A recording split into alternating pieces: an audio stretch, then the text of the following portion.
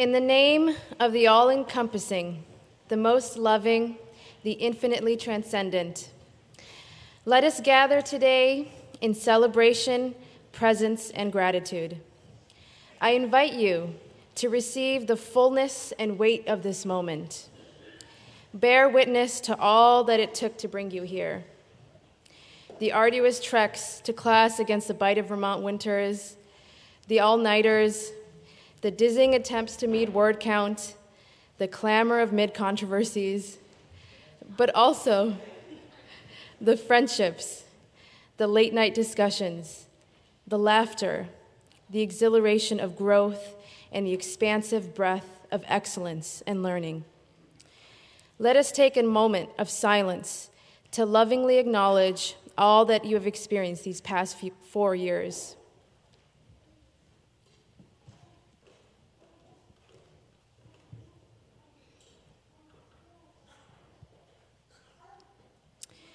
I ask the most loving and all-encompassing to bring us into abiding awareness of the following verses of the Islamic sage, Mevlana Rumi.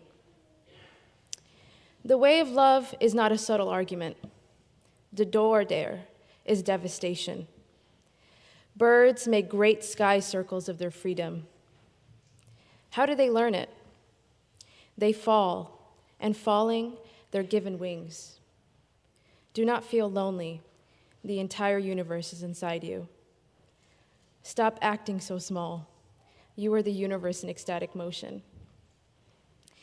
May these words emblazon the path leading to your next chapter. In the years and decades ahead, may your deepest purpose become your most pleasant labor. May your journey illuminate the darkest corners of the world and broaden humanity's potential. You made it. You did it. Amin.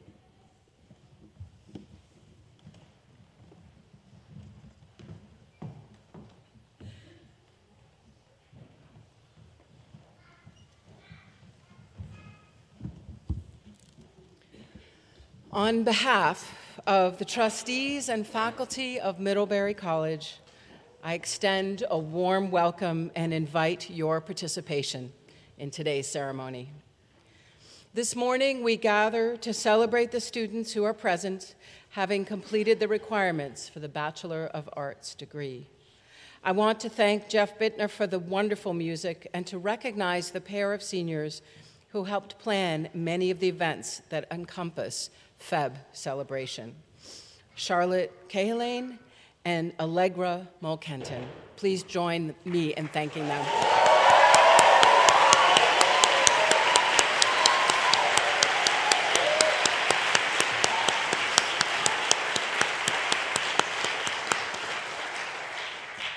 This event is well planned with the assistance of many people, but our celebration is minimally rehearsed. In fact, it is totally unrehearsed, and so we ask for your patience. Feel free to move about to get the best photographic angles. This is your day, and we hope you enjoy it to the fullest. As we gather today, we want to say out loud that Middlebury College is located in the homeland of the Western Abenaki people. This place continues to serve as a welcoming site of meeting and exchange amongst many Indigenous peoples. Middlebury College honors, recognizes, and respects these peoples as the traditional stewards of the lands and waters on which we gather today.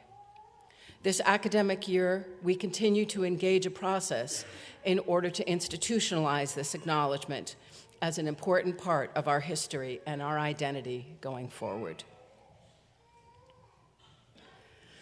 Since 2001, a committee of seniors has selected a member of the class to deliver an address as part of this ceremony. This year, the selection committee chose Ellie Simon to represent them as today's speaker.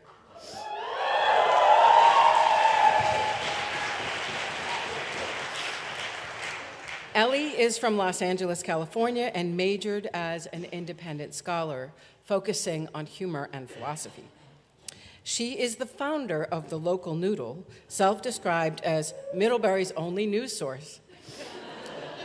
The satirical print and online publication has expertly skewered life at Middlebury as well as national issues with stories like mom dropping off son somehow finds way to compliment Battelle, and Russian house found to have meddled in SGA elections. Ellie is a Kellogg Fellow who last summer used her grant to examine how men and women comedians approach the topic of sexual assault as a means to analyze the currently evolving norms within comedy, and by extension, daily discourse, and how audience reactions to sexual assault jokes establish new boundaries of what is and is not funny. She has also been a host of several shows on WRMC, including the comedy talk shows Justice Time and Scrumple Pie. It is my honor to introduce Feb graduate and a wonderful student in my class, I might add, Ellie Simon.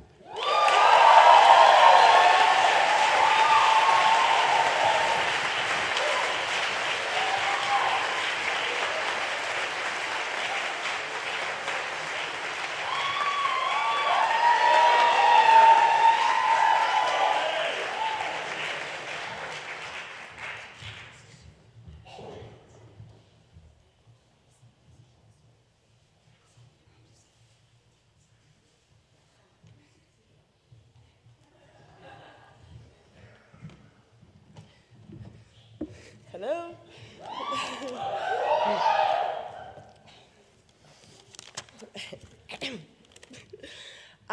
First, I wanted to say welcome to all the families and the faculty and staff, the Febs, and people who forgot about their PE credits. When I was writing this speech, I watched a lot of old, famous graduation speeches to get a sense of what important people would say at a time like this. And their ideas are the basis of a lot of what I'm going to say. But I wanted to apologize in advance in case I borrow a little bit too closely from any of them.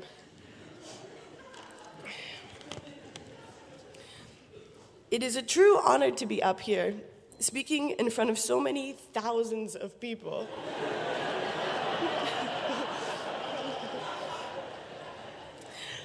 It feels like just yesterday that I myself sat in those seats. Listening to President Patton read that poem about birds for the first time.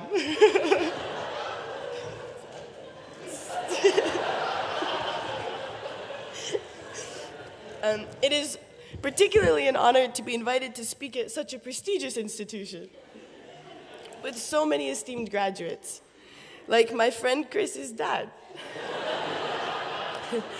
or my friend Chris's mom, or my friend Sam's sister.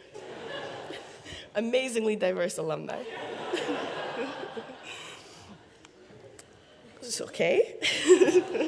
So the classic openers don't seem to work for this event. As you can all see, Feb graduation is a good deal smaller, more special than the standard commencement.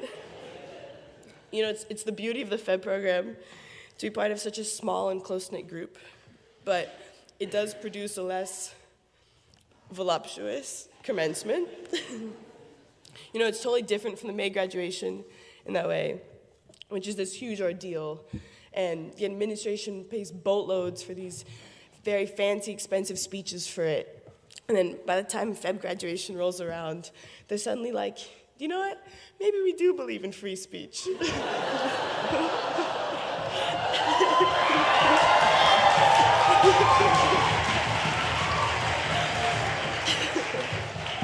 Don't get me wrong. I don't mean to complain, because Feb graduation does feel very special to me and very genuine. And I agree, I actually don't think it makes sense to pay a bunch of money for a speech. Because if you wanted to pay $10,000 just to hear a bunch of cliches, you might as well sign up for Midcore.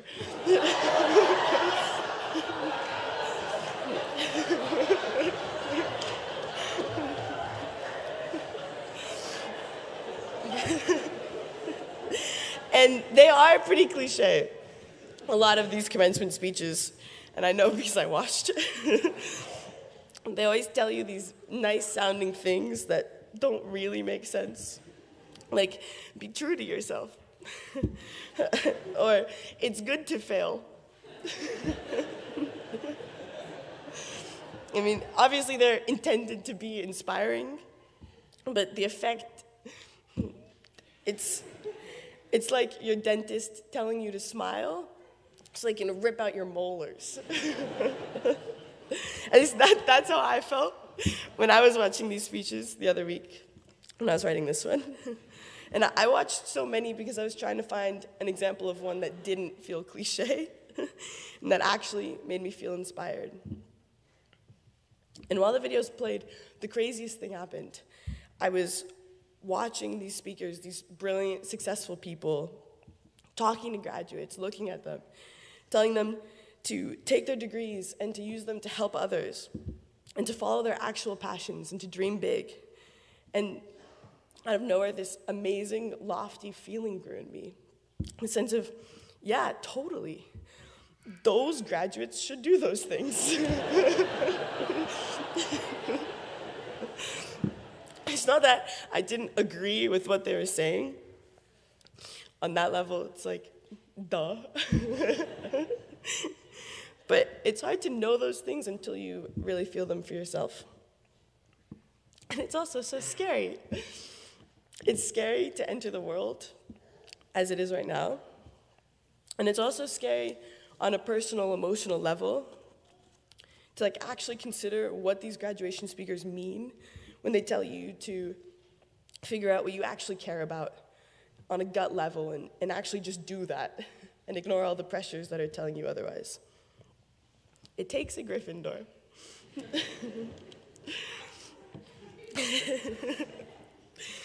I think most of these commencement speakers know that. They know that they're asking for big stuff.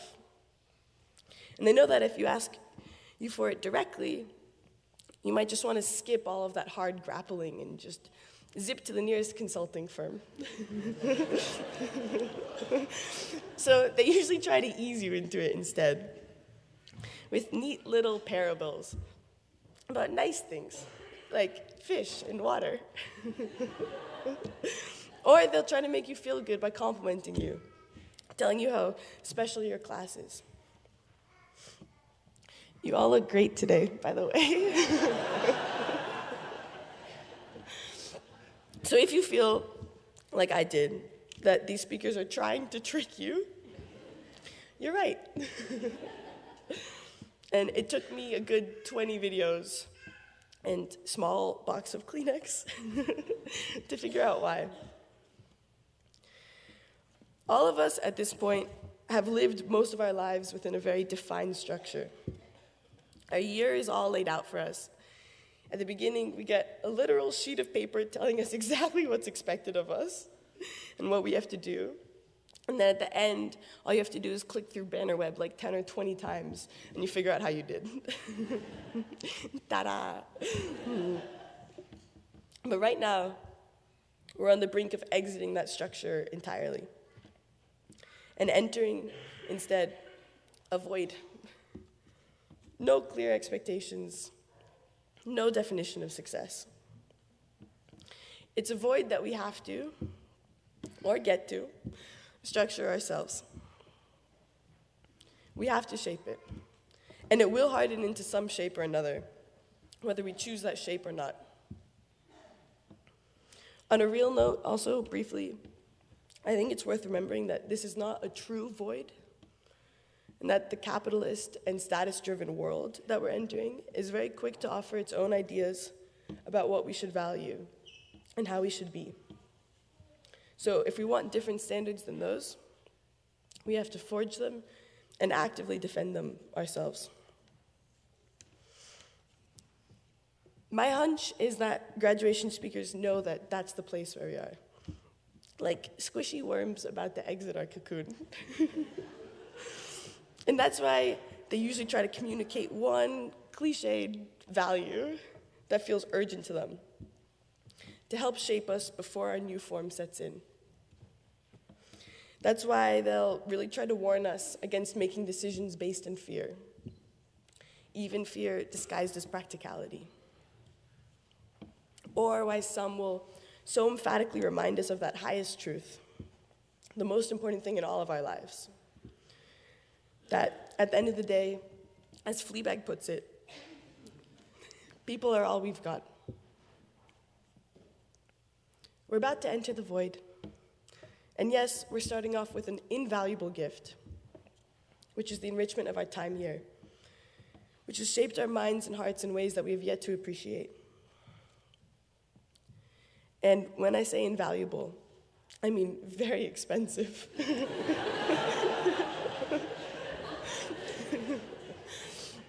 But the void will fill up before we know it. And to my mind, no one of these cliched values told to us in a speech could be enough to tell us how to do that well.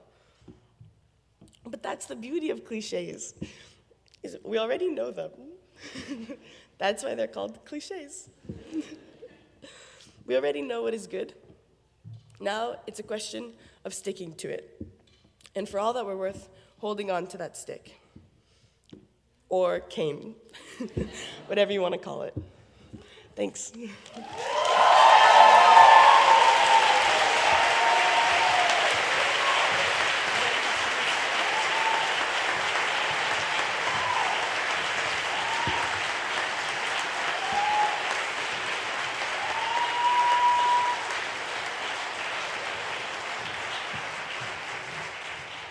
I'd now like to welcome to the stage your classmate Elizabeth Merrill, who will join Ellie in performing a song for your class titled Who Febs, Who Regs, Who Tells Your Story?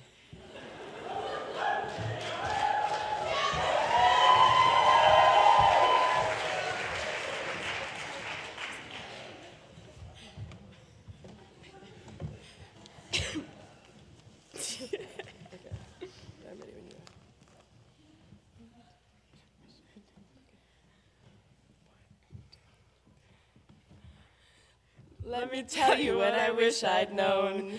When I eated Middlebury, you have no control. Who febs, who regs, who tells your story? Admissions office. I'll give them this. They sure do decide who gets to start in February. I could not read my app if I tried, and I tried.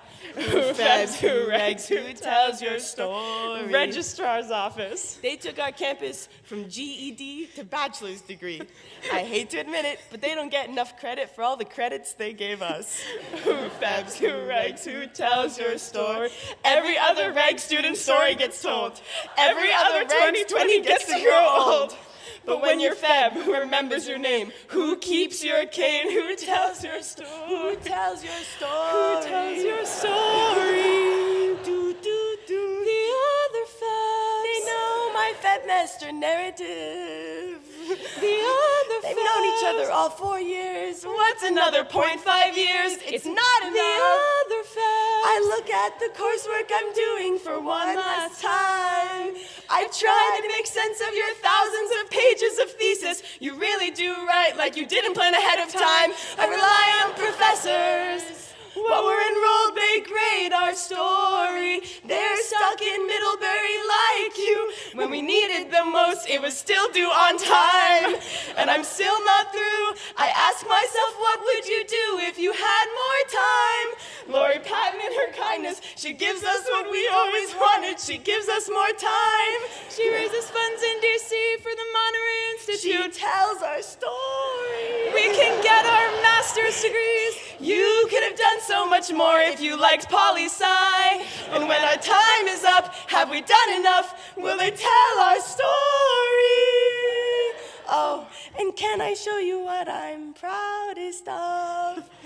The baby Febs. I established my very own Feb group in orientation. The baby Febs. I helped raise 11 children.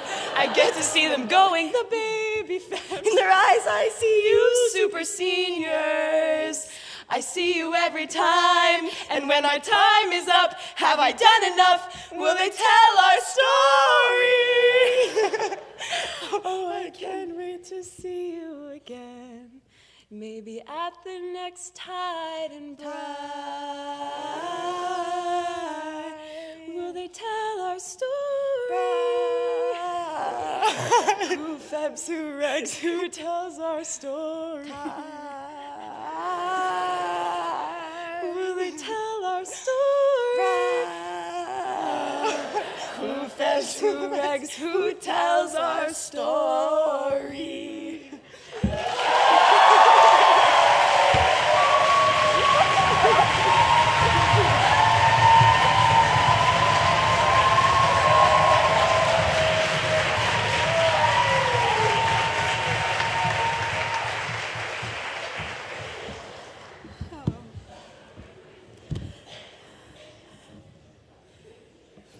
Good morning. Thank you for that amazing song. I'm sure there will be many to tell your stories. My name is Boishaki Taylor, and I'm the Vice President of Student Affairs, and I serve as your Dean of Student also. I am here today to present the annual Jason Fleischman Award. This award was established in the memory of Jason Fleischman, a member of the class of 2003.5, who tragically passed away the day after his FREB celebration in 2004. The citation for the award reads, presented to a student who most embodies the following characteristic of Jason's life as a model FEB at Middlebury. FEB and college pride, academic passion and determination, excellence in leadership and involvement, a positive attitude, and care for others. Before I name this year's recipient, I would like to mention two other nominees from the 2019.5 FEB grads who has received honorable mention. Please join me in honoring Ivy Gelker and Sarah Ash.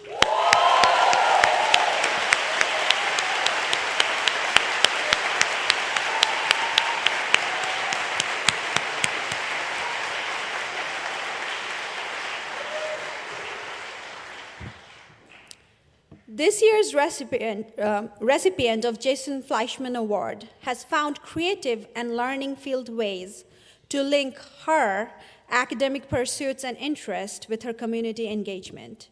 She is a student who excelled academically in a quiet and unflappable manner. She has taken enthusiastic ownership of her learning trajectory, maintaining a quiet, consistent push towards engaged excellence, acknowledging that there is always much to learn, and that there are lessons in almost any experience. In her nomination, we were told, she looks for and finds ways to be supportive to others. She can always be relied upon to be thinking about what would be good for the group as well as what individuals might be experiencing. She seeks understanding with kindness and intelligence, and a wonderful mix of self-aware humility and self-confidence. First as a student presenter and then as a student staff member for Language in Motion, she led reliably and humbly, with a strong sense of community and collaborative responsibility, supporting her less experienced peers in doing the same. This year's recipient is a Spanish major with a minor in education studies, a Phi Beta Kappa inductee, and a member of the Ultimate Frisbee and Quidditch teams. It gives me great honor to present this year's Jason Fleischman Award to Julia Beck.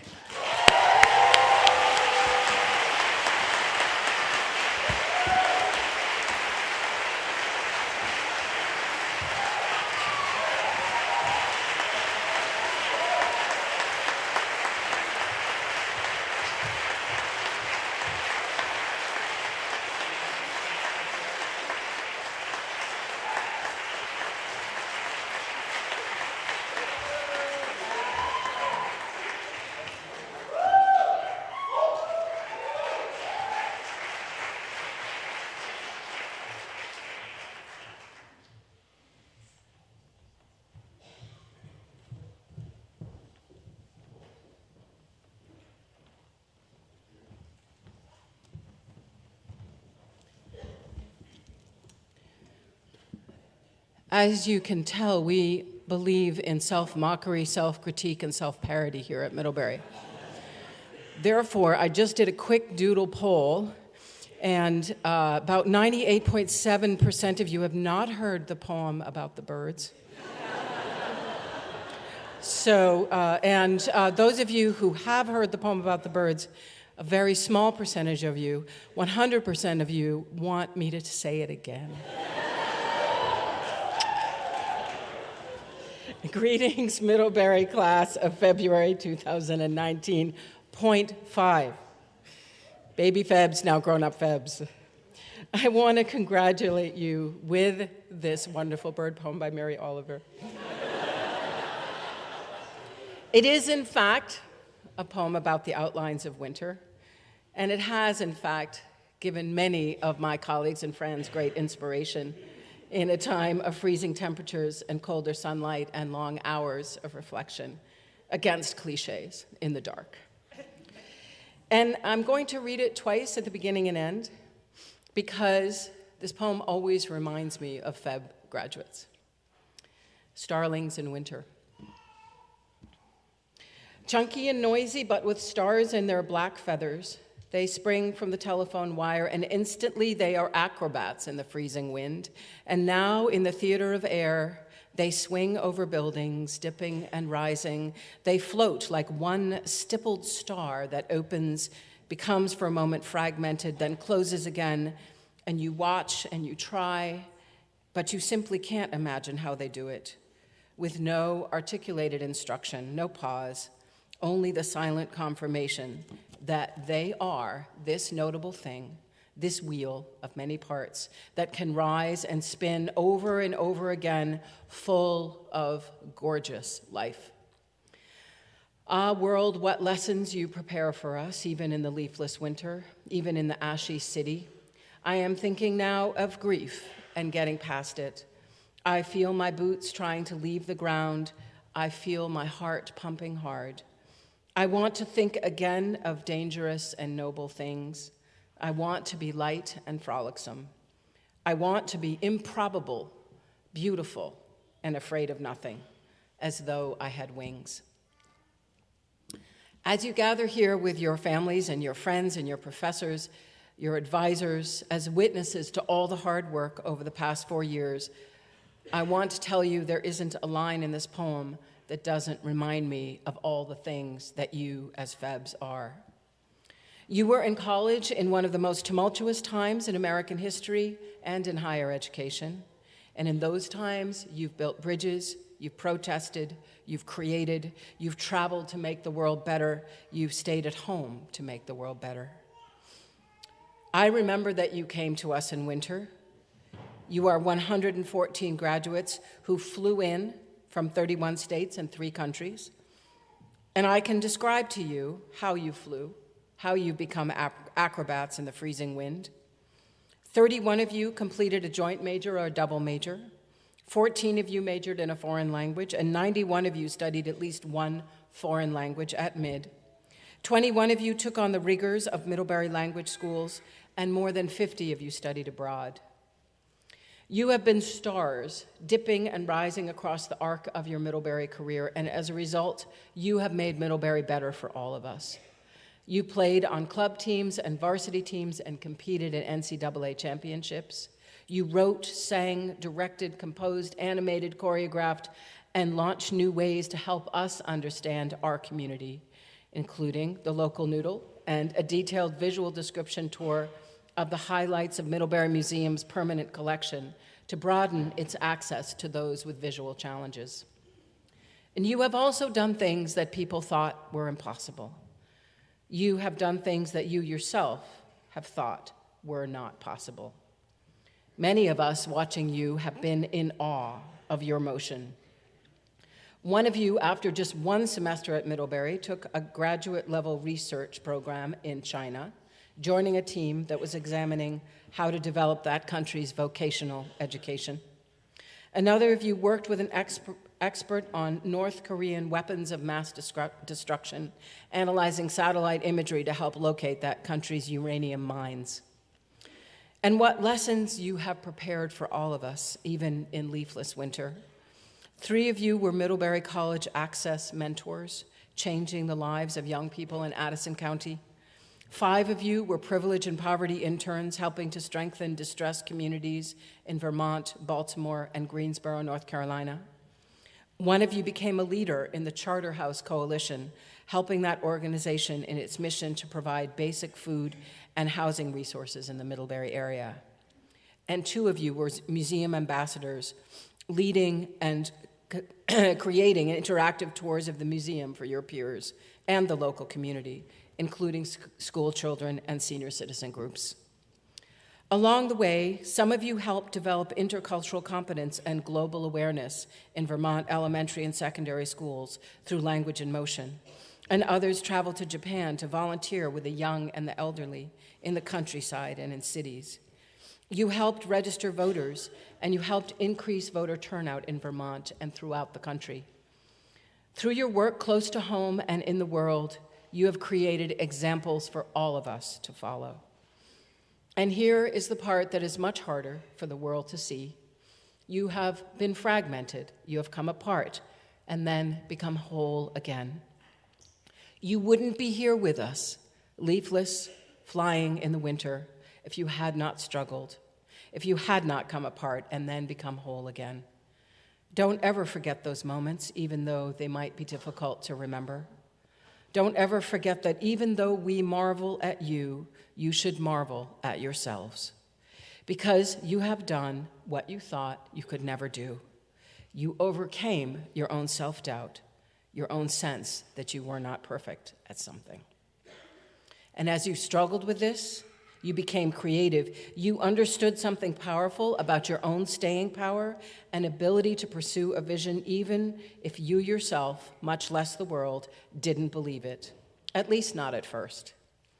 And then, slowly, through one small act after another, you became whole again. And you enacted your vision on behalf of all of us. You were making all of us better, and you have risen and spun and started all over again, full of gorgeous life. So now you fly one more time away from us in the leafless winter. May you rise and spin and start all over again, full of gorgeous life. We marvel at you now, and we will marvel when you come back to see us. We know that you will be gloriously spinning and taking your place in the world and creating horizons filled with visions and patterns and inspiration. You are improbable, beautiful, and afraid of nothing, as though you had wings. Let me remind you of who you are again.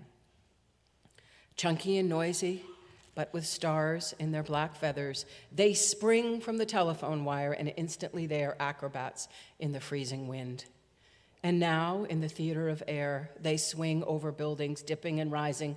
They float like one stippled star that opens, becomes for a moment fragmented, then closes again, and you watch and you try, but you simply can't imagine how they do it, with no articulated instruction, no pause, only the silent confirmation that they are this notable thing. This wheel of many parts that can rise and spin over and over again, full of gorgeous life. What lessons you prepare for us, world, even in the leafless winter, in the ashy city. I am thinking now of grief and getting past it. I feel my boots trying to leave the ground. I feel my heart pumping hard. I want to think again of dangerous and noble things. I want to be light and frolicsome. I want to be improbable, beautiful, and afraid of nothing, as though I had wings. Thank you.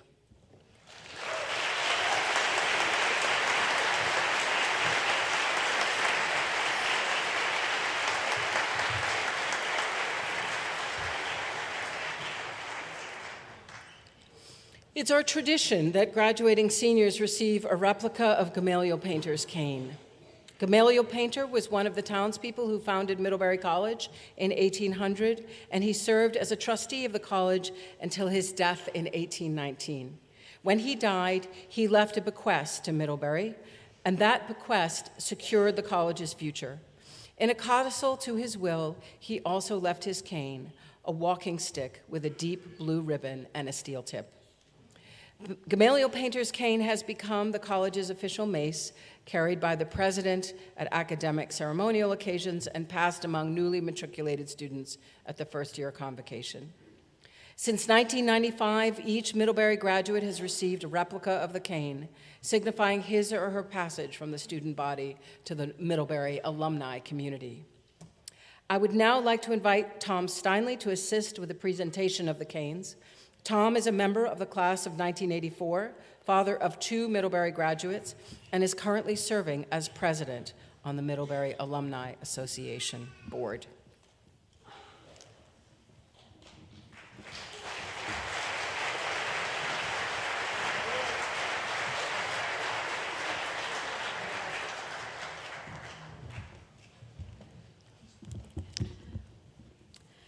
Please come up when I read your name, and apologies in advance for any mispronunciation. Ray Aaron.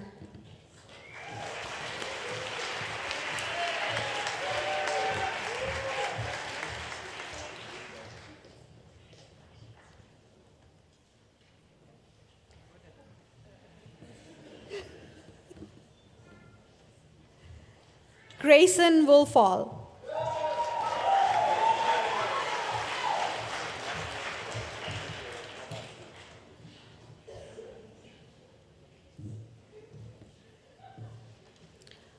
Faraz Ahmed.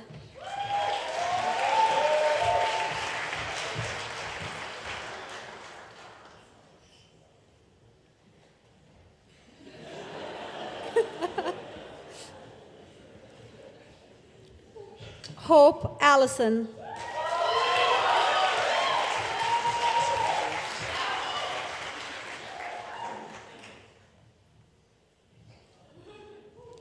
Celia Rose Alter.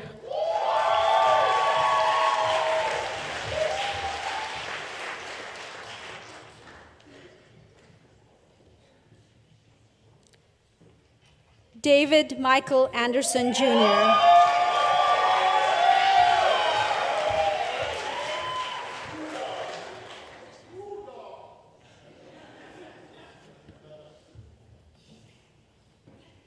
Sarah Ash.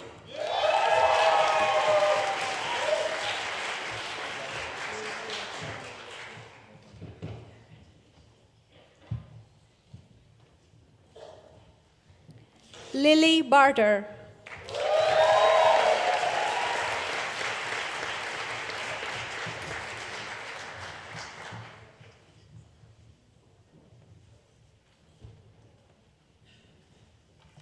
Theodora Bean.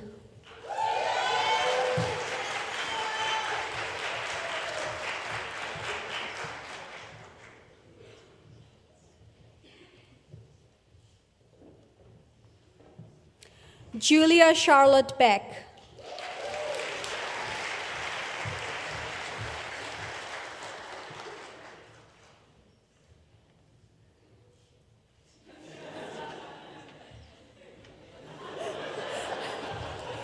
Sara Benitez Ramirez.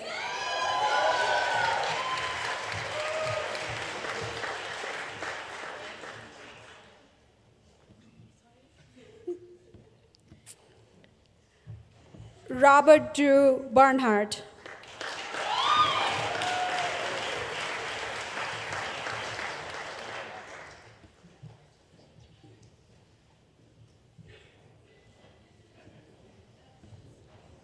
Elena Bingham.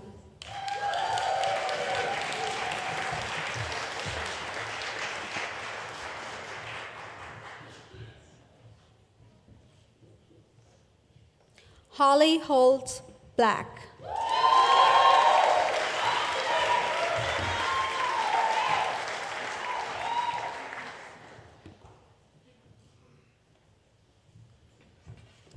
Abigail Page Blyler.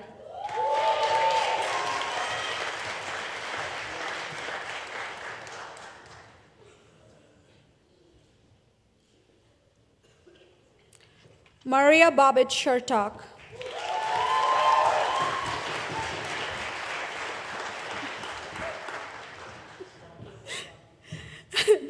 Demetrius Borga.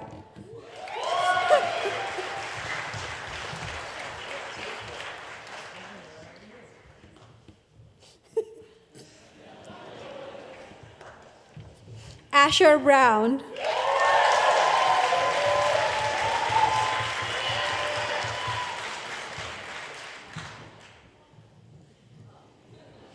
Charlotte Lucille Cahillin.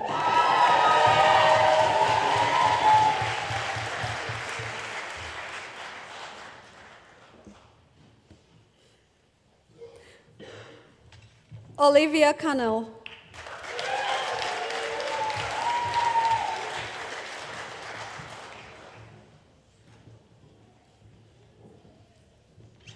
Leena Devi Stevens Chawla.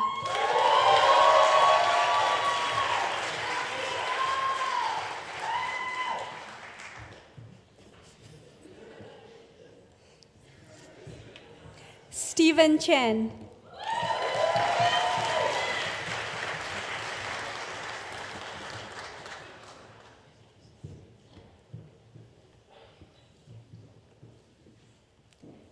Emily Rivnak Cipriani.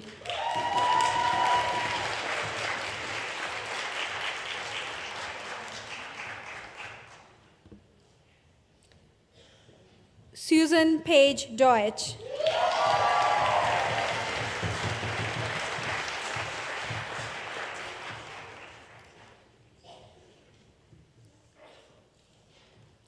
Christopher Duckworth.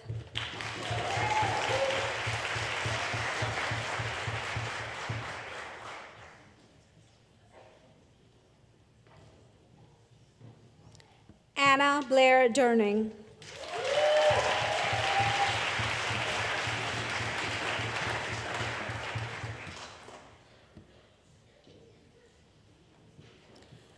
Ruby Jane Zumwalt Edlin.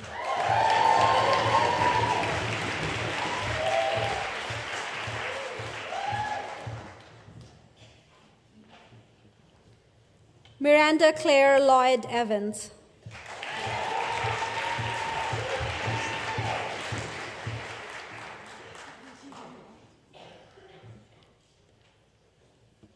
Christopher Feeney.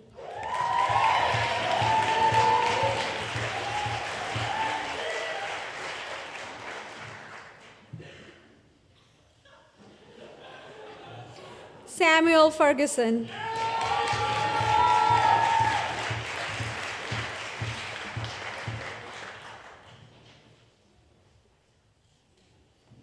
Colleen Murray Gare.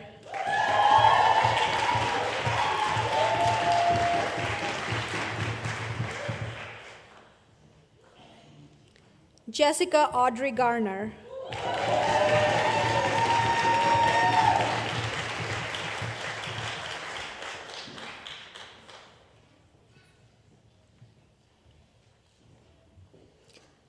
Ivy Elizabeth Gelker I.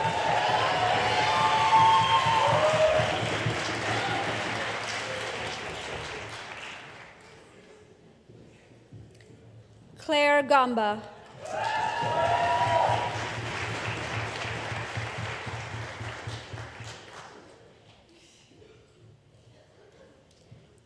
Hans Gowdy.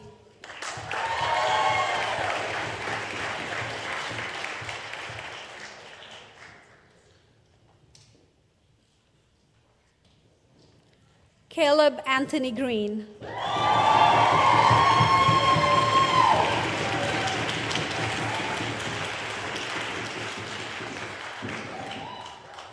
Lucy Gibson Greenan.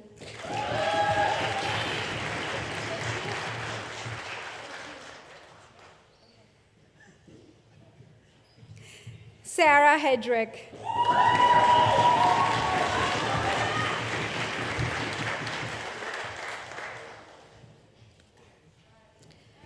Caroline Harrison.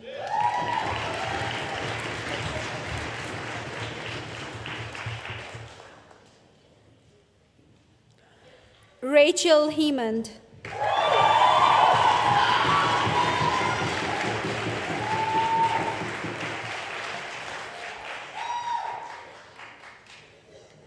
Sam Houlihan.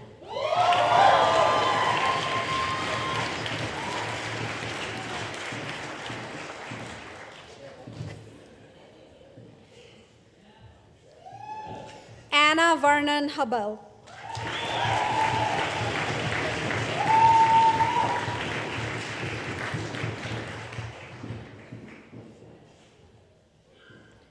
Charles Huntington.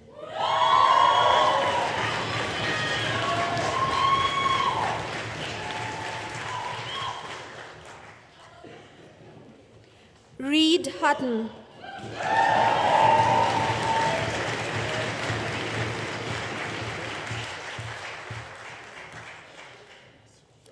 Abigail Sargent Jones.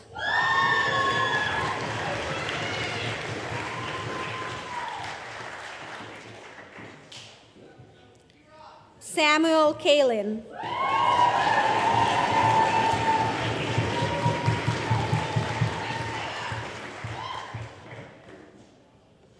Robert Kelly.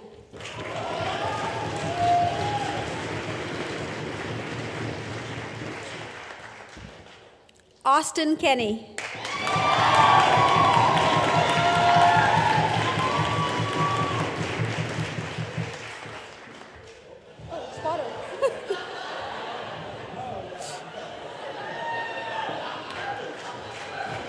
Luke Arthur Kikukoa.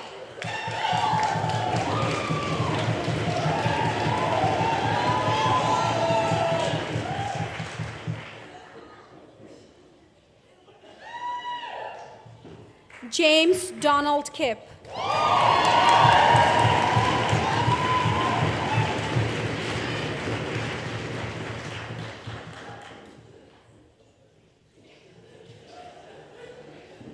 Mohammed Hamza Kiani.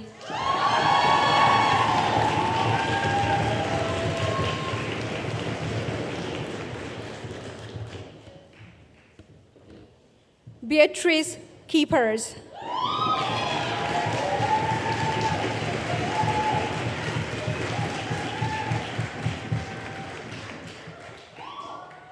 John Bradford Langerman.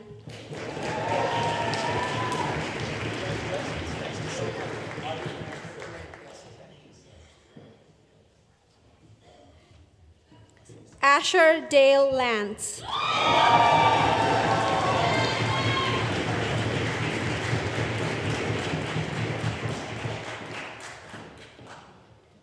Gemma Lawrence.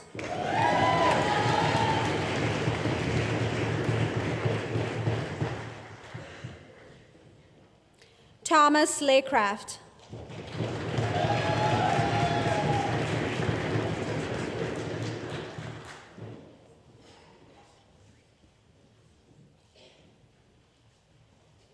Amit Leon.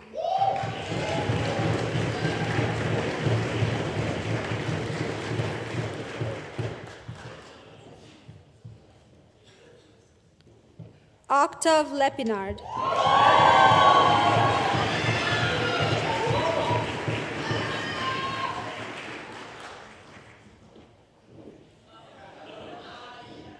Emma Lodge.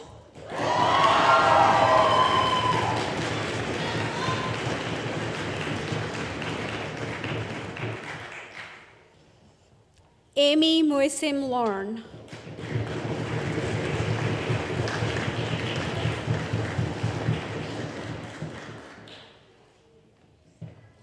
George Lyons.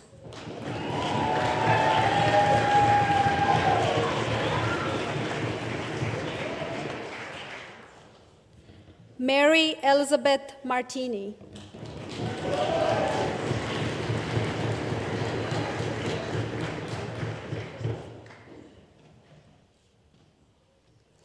Isabella Mertus.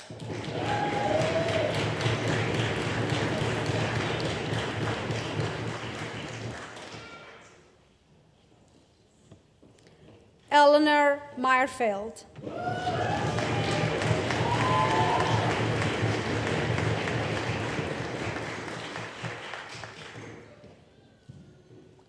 Diana MacLeod.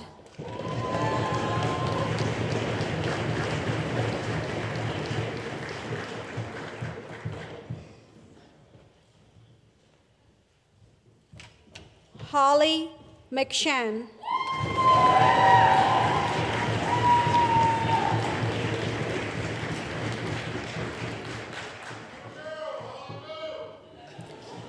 Isabel Merrill.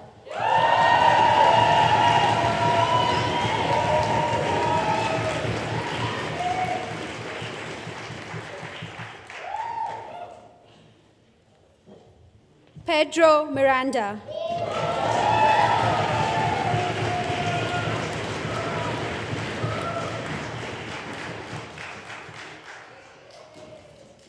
Allegra Molkenton.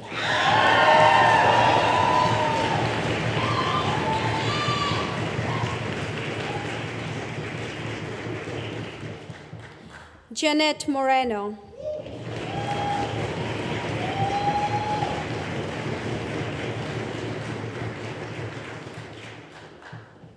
Joseph Moscatelli.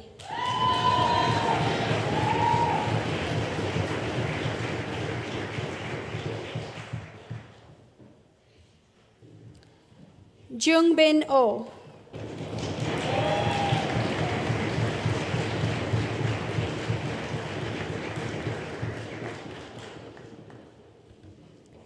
Anna Omizo.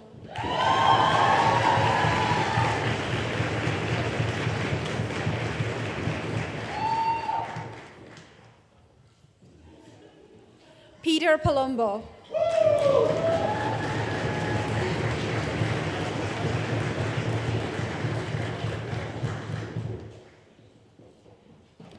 I would now like to invite Kimberly Collins Perizzo, class of 1979, and a member of the Board of Trustees, to present a kin to her son, Samuel Coffin Perizzo.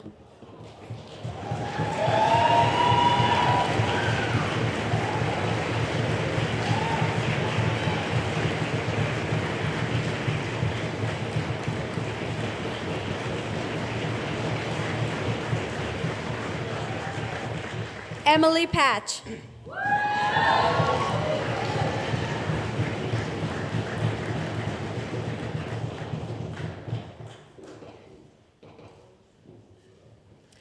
Nicholas Plume.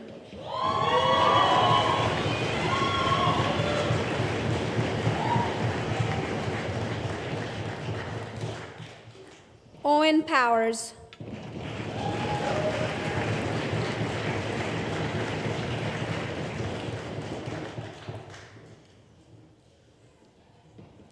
Thomas Rohr.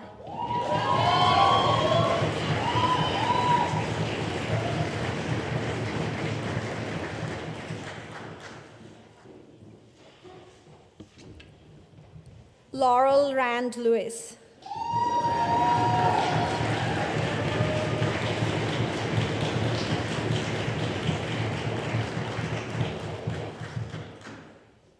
Tatiana Renjifo Rivera.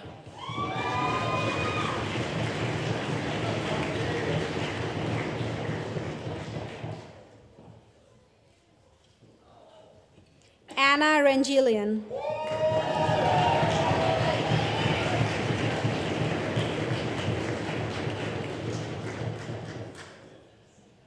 John Rustad.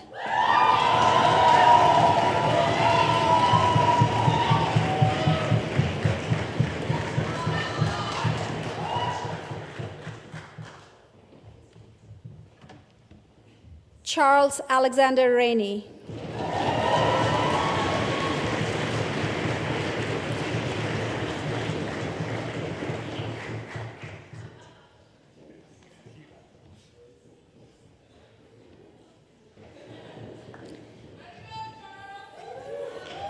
Ian Skura.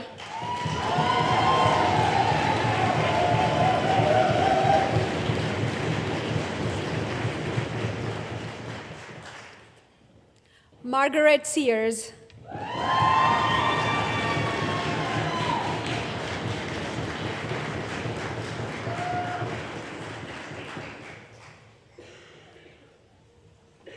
Luna Stephanie Shen.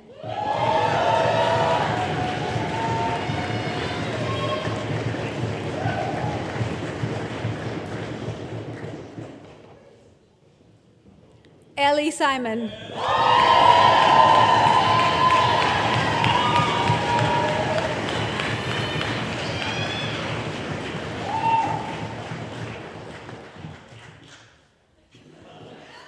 Connor Sloan.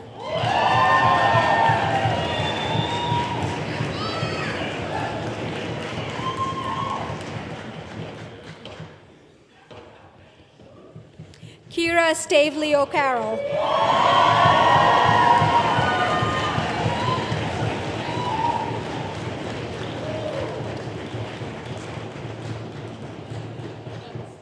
Aiden Strayer.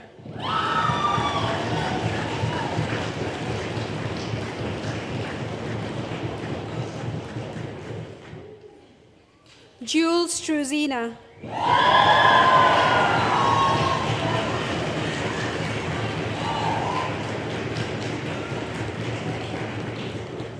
Jocelyn Sullivan.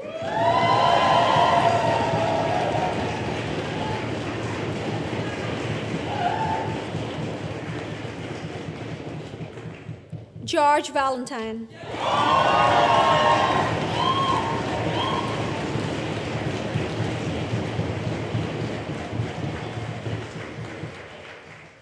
Elaine Bailey.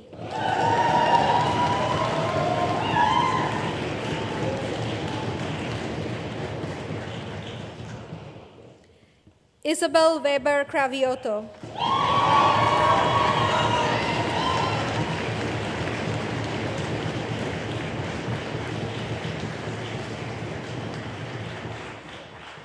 Grace Vinogradsky.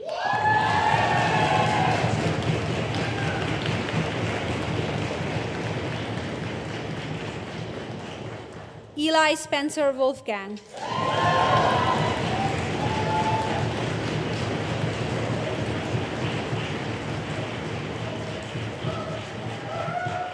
Jessie Catherine Woodhull.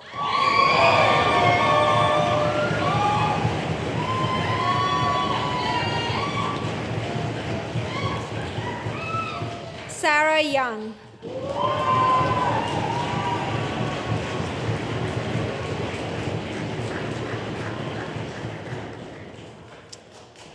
And Emma Zetterberg.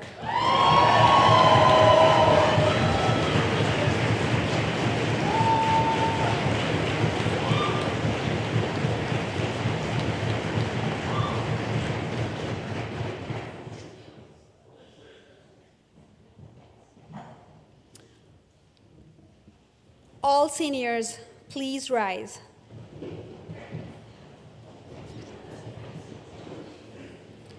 Now move your tassel to the left-hand side of your cap. Congratulations, class of 2019.5!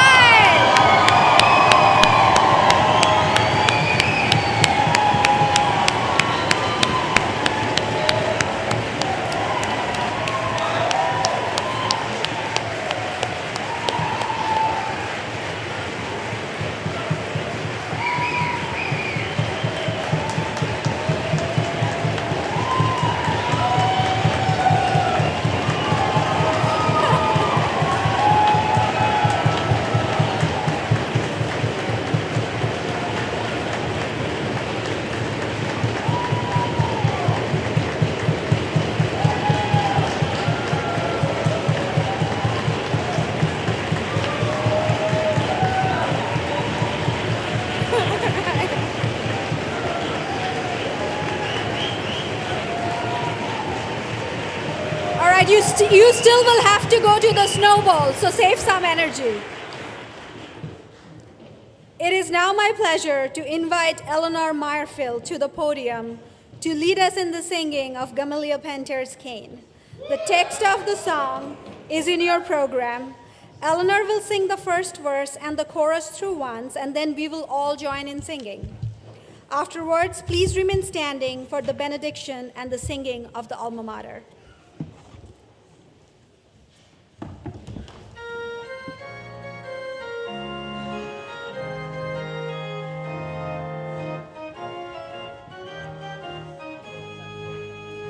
When Gamaliel Painter died, he was Middlebury's pride, a sturdy pioneer without a stain. And he left us all by will to the college on the hill, and included in a codicil a cane. Oh, it's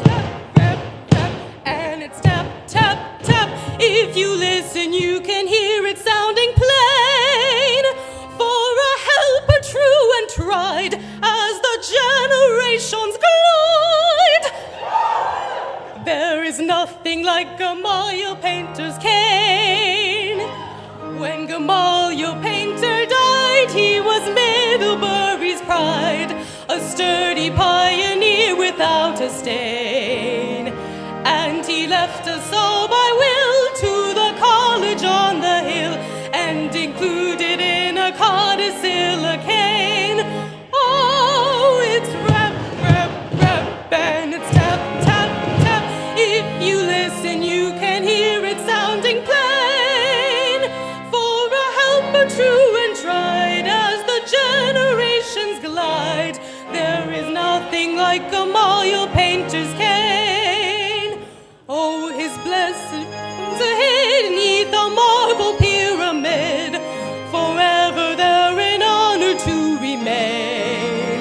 But he built us Painter Hall, noblest monument of all, and he left to us his courage and his cane. Oh, it's rap, rap, rap, and it's tap, tap, tap. If you listen, you can hear it sounding plain. For a helper true and tried, as the generations glide, there is nothing like Gamaliel Painter's cane.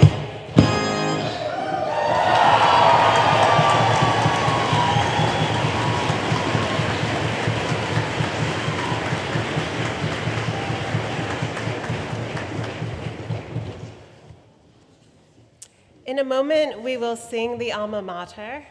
Eleanor will sing it first through, and then I invite you all to sing it together. Note that there is an option in the chorus to use the pronouns his or ours. When we sing it together, please sing the word that most resonates with you. But first, please stand to receive the benediction.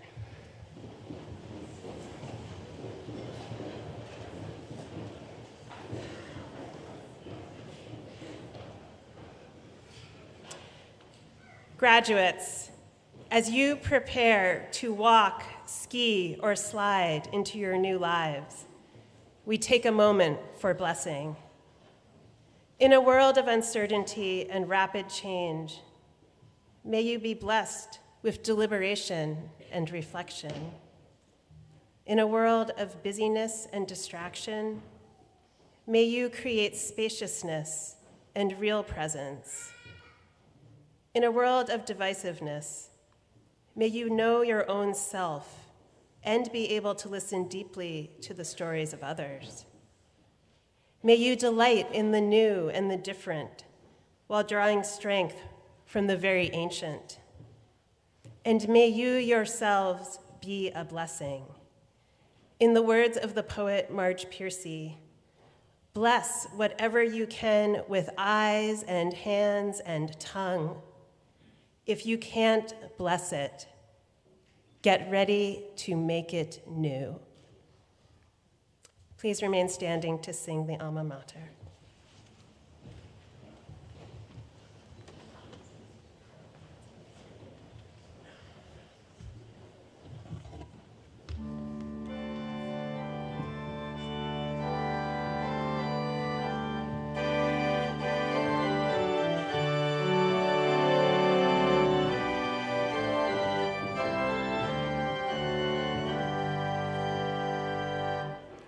Walls of